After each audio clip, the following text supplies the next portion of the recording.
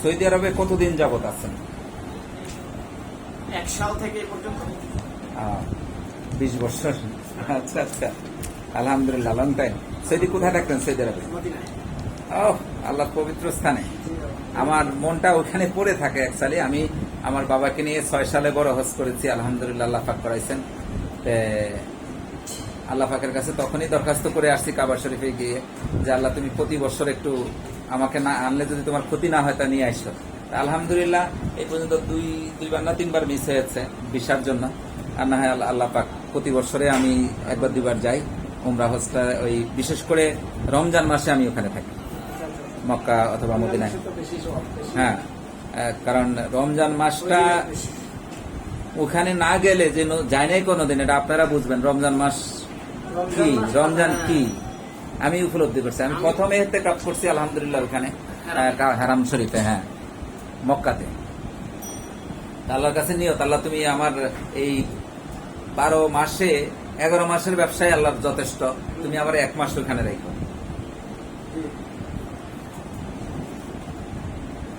এটা আমার আল্লাহর কাছে চাওয়া।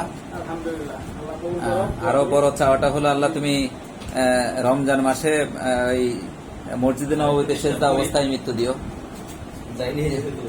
আমরা যদি কয়েলের মেশিন নেই, কয় মাসের মধ্যে দিতে পারবো?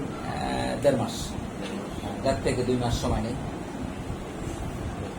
আপনার মোবাইল নাম্বারটা? আমার কাটাস নেই তো হানি নেই। 01-303-53-63-62 বাজারের নামটা? বজলুর রহমান।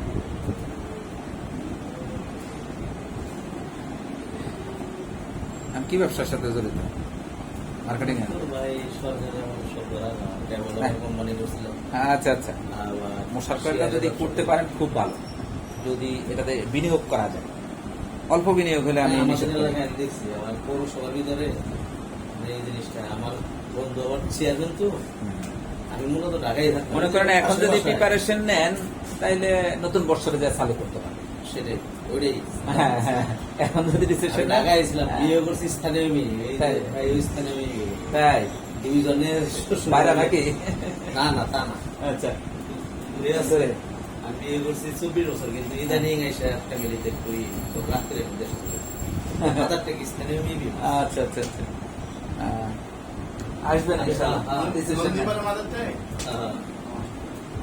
আমার চাচার বাসা আর কি নাম কি চাচা? চাচা মারা গেছে সিদ্দিকুর রহমান। ওনার এটা নাতি, মানে আমার চাচাতো ভাইয়ের নাম বড় নাম থেকে বাবু। ওনার একটা ছেলে মারা গেছে, কিন্তু গ্রামে পানি খেতে। আর ওই মসজিদ আছে না আমাদের পাড়া, ওই যে ছেলেদের মসজিদ পানি তো ঠিক আছে।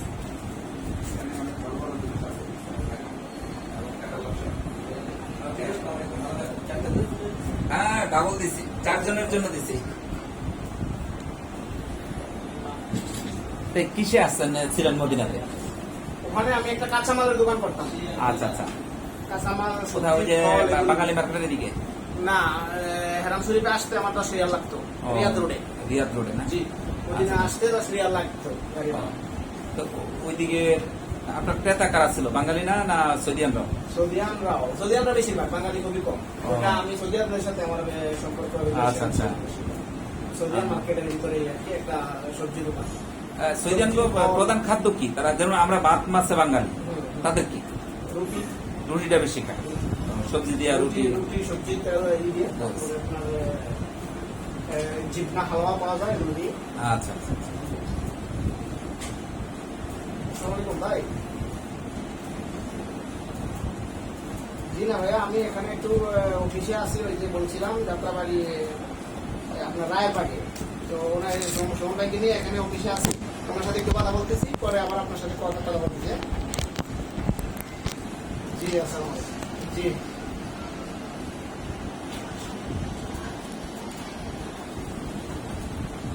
তো ভাই দীর্ঘদিন তো আলহামদুলিল্লাহ ওখানে, এই জন্য আর হ্যাঁ, ওখানে চাইলে ওখানে যদি মানে শ্রম দেই মোটামুটি তো কি করতে পারতেছি। ওনারা একটু ভালো করছিল না? মেশিনটা এটা এখন বলে একটু দুজনে মিলে একটু ধাক্কা টাক্কা দেয়, লাড়া দেয়। এদেরকে 25,000 টাকা মেশিন বলছে, তাহলে একটু ধাক্কা দিতে বলে, তো দেখা ভালো। এখন বুঝছে, আমি বুঝাই দিচ্ছি। আচ্ছা, এরা দেখে কি আসবো না চলে যদি আসে আসলো, না আসলে কথা হয়েছে, অসুবিধা নেই। বাদবো নসিব থাকলে রিজিক হইলে না আসবে। সমস্যা নেই। তা তো অবশ্যই সবাই কি এটা আর আমার কথা দোকানে হলো- কাস্টমার আসে সবাই তো মাল কিনে না না, আমার কথা হলো আমার পরামর্শে, আমার সহযোগিতা যদি কারো উপকার আসে, সেটাই আমার উপকার এটাও হবে। আপনার প্লাস পয়েন্ট। জি জি, আপনার অনেকগুলো লাইভ আমি দেখি। হ্যাঁ, এগুলো যে আমার আপনি কাছে নিতে হবে, বা আমি আমার কাছ থেকে নিল না কেন, আমি কখনো এই রাগটা করি না। কারণ আমার কথা হলো আমি কি করতে পারলাম সেটা, আর আপনি আমার জন্য কি করবেন সেটা আপনার কাছে। আমি কি করতে পারলাম সেটা হলো আমার কাছে।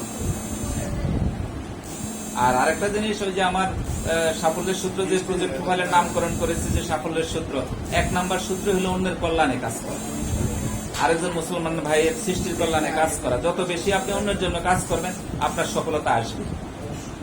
যে সর্বজনীন চিন্তা করতে পারছে, মনটা উজাড় করে অন্যকে ভালোবাসা দিতে পারছে, অন্যকে ভালোবেসে সহযোগিতা করতে পারছে, তার জীবন সফল, আমি মনে করি। আর আমরা দেখা গেছে কেউ কেউ এই আমিত্ব থেকে বের হয়ে আসতে পারি না, যে আমি আমার, খালি আমি আর আমার মধ্যে রয়ে গেছে। তাই আমি মনে করি যে না, আমি আমাদের মধ্যে থাকতে চাই। আমার দেশ যদি উন্নত হয়, আমি তো এমনি উন্নত হব। শুধু আমি আমার দেশ যদি গরিব না থেকে উন্নত বিশ্বের একটা সেরা দেশ হয়ে যায়, তা আমি একজন কি গরিব থাকবো? থাকা সম্ভব? থাকতে চাইলেও তো আপনি থাকতে পারবেন না। জি, আসসালামু আলাইকুম। জি জি, গোল্ডেন ভিলেজ। একটু মাগরিবের পরে রিং দিলে ভালো হতো, আমি একটু মিটিং এ ছিলাম। আমি সাজিদ হুসাইন। জি, সাজিদ হুসাইন প্রিন্স। জি, ওকে, থ্যাংক ইউ। ওকে, আসসালাম। ভাইজানের নামটা বলছিলেন? জি, আমার নাম মোহাম্মদ খলিলুর রহমান। মোহাম্মদ খলিলুর রহমান।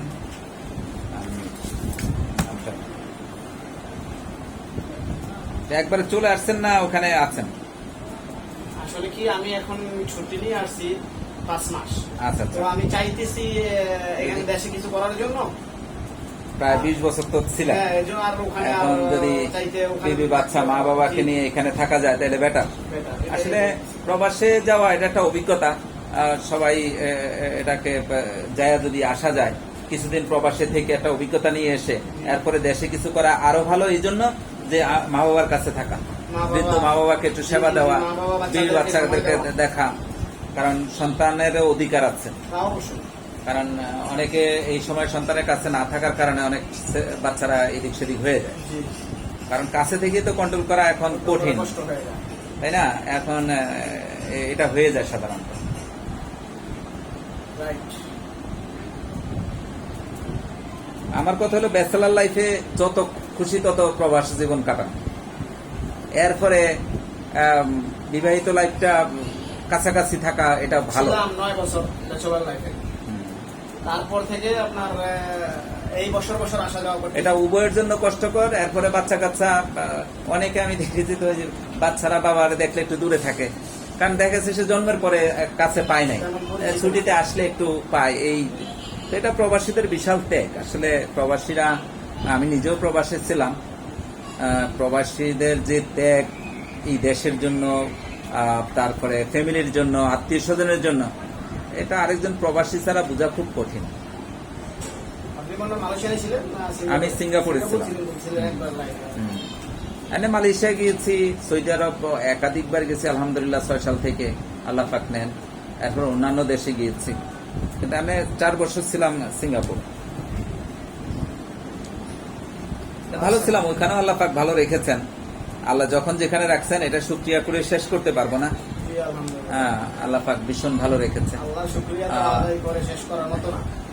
হ্যাঁ, তো কি আইটেম গুলা করতে চান, এরকম কোন ডিসিশন নিয়েছেন? আপনার পরামর্শটা জানতে চাইতেছি। আপনি যদি ভালো কোনো পরামর্শ দেন, আসলে আমি কিভাবে কি আমি করবেন? বেশিরভাগ পরামর্শ দিয়ে থাকি যে রিস্ক কম যেগুলাতে থাকে।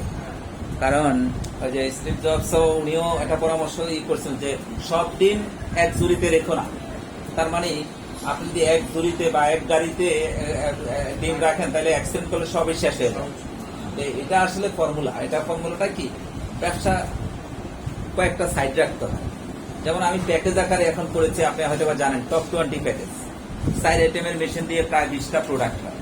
তো যখন একাধিক পণ্য আপনি তৈরি করবেন, একটা ভালো চলবে, একটা একটু কম ভালো চলবে, কম বেশি মিলে এভারেজে আপনি ভালো থাকবেন। আচ্ছা, না, কোনো প্রশ্ন থাকলে করতে পারেন। করি। হ্যাঁ, এখানে যে আইসোডি পপ তৈরির মেশিনটা, হ্যাঁ, এটা তো মনে হয় যে বিআরটিসি অনুমতি দিতে হয় না? এটা ওই নো অবজেকশন সার্টিফিকেট দিয়ে হবে, কারণ এটা টেস্টে না। তাহলে তো প্রবলেম হবে না লেখা? ওটা নো অবজেকশন সার্টিফিকেট দিয়ে দেয় এটা। যেগুলা অনুমোদন আছে টেস্টে, সেগুলো অনুমোদন দিয়ে দিবে। যেটা নাই ওরা বলবে যে না, এটাতে অনুমোদন নাই, আপনি এইভাবে করতে পারেন। বলে সমস্যা নেই।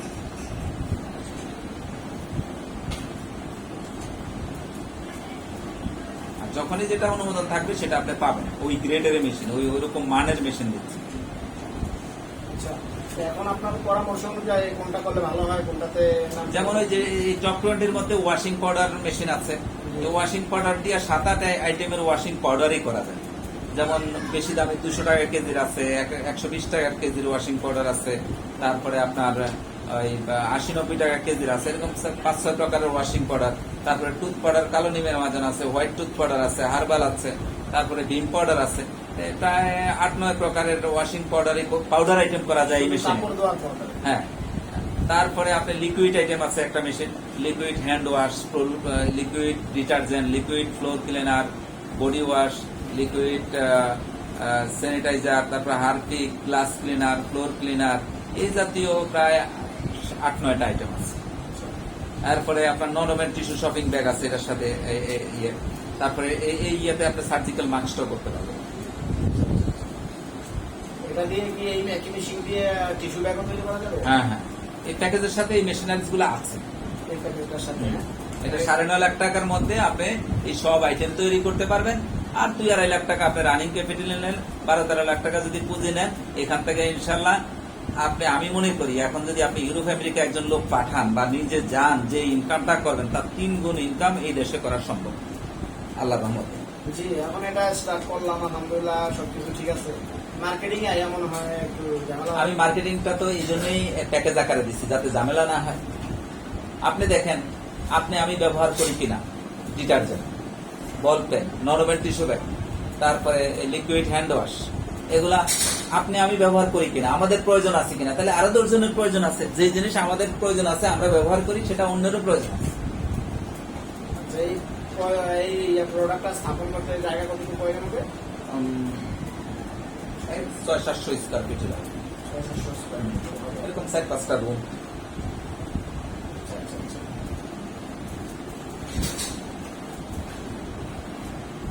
আর মুড়িবাজার মেশিনের সম্বন্ধে কিছু ধারণা দেবেন? হ্যাঁ, এই যে আরেকটা ভালো কথা চিন্তা করেছেন, কি হবে? তুমি কি মোবাইল নিচ্ছ? কোন মোবাইল? ও আচ্ছা আচ্ছা, অটো মুড়ি মিলটা করতে পারেন। মানে অনেকগুলা যে আউটপুট আসবে এখান থেকে, আবার একটা এরকম আউটপুট আসার সম্ভাবনা রয়েছে, কারণ মুড়ি টনে টনে নিয়ে যায় পাইকার। যখনই জানবে আপনার এখানে একটা মুড়ি মিল আছে, তখন অনেকে মুড়ি নিয়ে যাবে।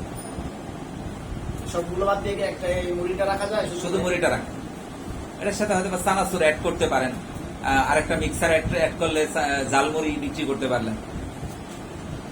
এটা কি একই মেশিনের একই প্রোডাক্টে মুড়ি চানাচুর হয়? চানাচুর মেশিন দিয়ে চানাচুর হবে, মুড়ি দিয়ে মুড়ি হবে, চানাচুরটা আলাদা। আলাদা। চানাচুরের মেশিনটা কত? চানাচুরের মেশিন 1,95,000 টাকা থেকে শুরু করে 10-12 লাখ টাকা চানাচুরের মেশিন আছে। আর মুড়ি মেশিন আমরা বেশিরভাগ যেটা দিয়ে থাকি 7.5 লাখ টাকার একটা আছে, আবার 5,75,000 আছে। এই দুইটার যে কোনোটা নিতে পারেন। তারপরে চানাচুর মুড়ি, আর এই দুইটার সমন্বয়ে আপনি জালমুড়ি বানিয়ে নিতে পারেন। এখন আপনার বিনিয়োগ কেমন সেটা আমার জানা নেই। বিনিয়োগটা কেমন আপনাদের? চিন্তা ভাবনা করতেছি। মনে করেন যেহেতু আপনি সৌদি আরবের একজন ব্যবসায়ী, আমি বলবো যে 14-15 লাখ টাকা যদি বিনিয়োগ করেন, আপনি খুব লাক্সারি ভাবে অনেক ভালো থাকবেন ইনশাআল্লাহ।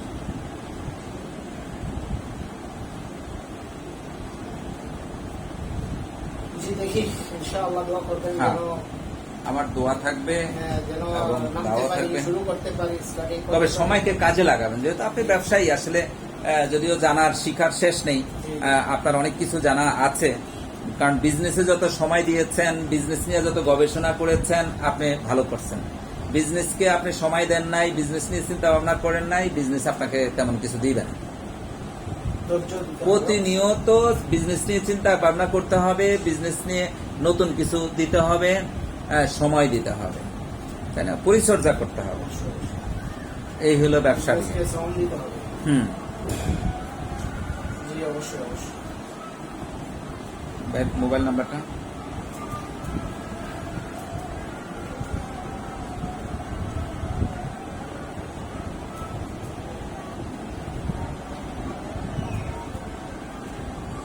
আল্লাহু আকবার। 0131 1 43520 43 520 20 34।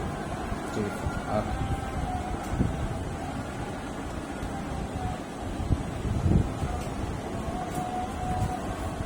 আচ্ছা, এই যে মুড়িটা প্যাকেটিং, হুম। বাজারজাত করা, প্যাকেটিং করার জন্য কি আলাদা মেশিন আছে? একটা মেশিন নিয়ে গেল। এটা কত প্রাইস? এটা 25,000 টাকা থেকে শুরু করে 5-6 লাখ টাকা শুধু প্যাকেজিং মেশিন আছে। প্যাকেজিংটা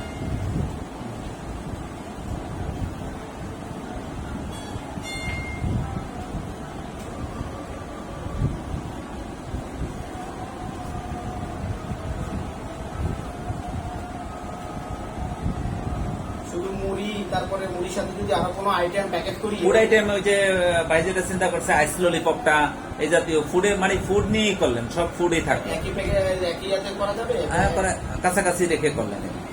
বলতেছি একই মেশিনই না না, এক মেশিন না, মেশিন আলাদা। প্যাকেটিং করা। হ্যাঁ, সবকিছু আলাদা আলাদা। নামাজটাকে এখানে পড়ে আজান দিচ্ছে, হ্যাঁ, মসজিদের কাছেই। জি আসেন।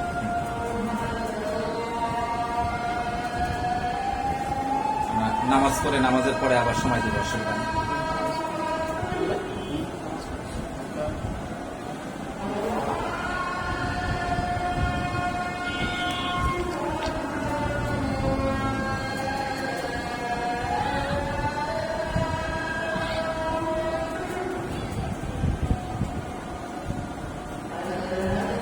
আমাদের পরিচয় আসবে, নিয়ে বাইক আপনারা বলতেছেন, সময় অনেক সময় আমি দুপুর থেকে এখানে ওয়েট করতেছি, আপনি ফোন রিসিভ করতেছিলেন না।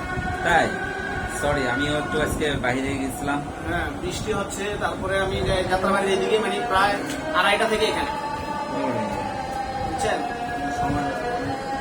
এখন আবার কুমিল্লা যাইতে হবে, তো তো তাইলে আমরা মানে একবারে একটু প্যাকেজ থেকে দিয়ে দেন, একবারে উঠি, তারপরে আবার দ্বিতীয় সপ্তাহে ইনশাআল্লাহ। তাহলে কি ওই প্রোফাইলটা দিয়ে দিব? জি জি, দিয়ে দেন, সুবিধা হয়। ওইদিকে নামাজ পড়ে একবারে হ্যাঁ। বের হয়ে যাব।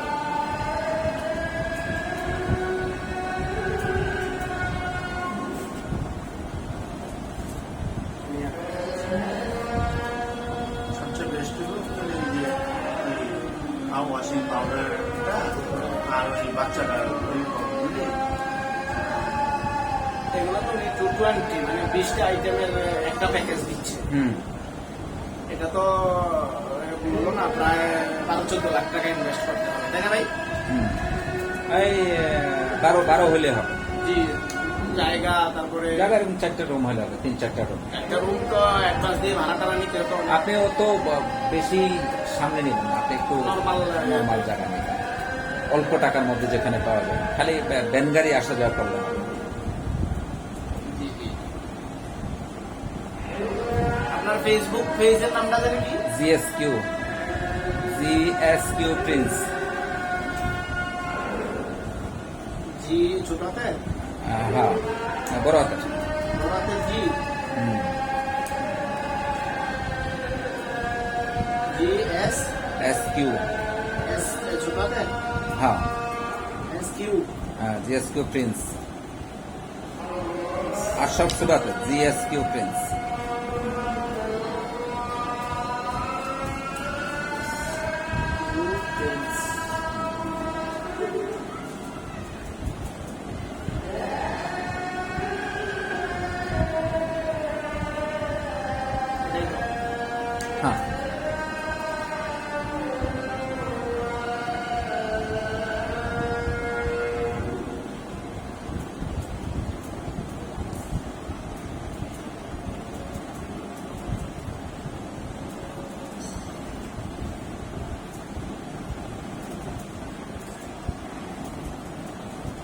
ওই প্রোফাইলের হাদিয়াটা জমা দিয়ে দিলে হবে। মোবাইলে হাদিয়া কত? এটা 2000 টাকা দিলে হবে, মানে হাদিয়া 4000, যেহেতু এখানে আসছেন কমায় নিচ্ছি। এটা এটা কি এখনই নিতে হবে? এটা নিলেই আপনার জানতে সুবিধা হবে, কারণ এই জিনিসগুলো জানা জরুরি। কোন আইটেমে কত টাকা লাগবে, কতটুকু স্পেস লাগবে, লোকবল কেমন কি লাগবে, ব্যবসা করার জন্য আগে জেনে বুঝে শুনে করাটা বেটার।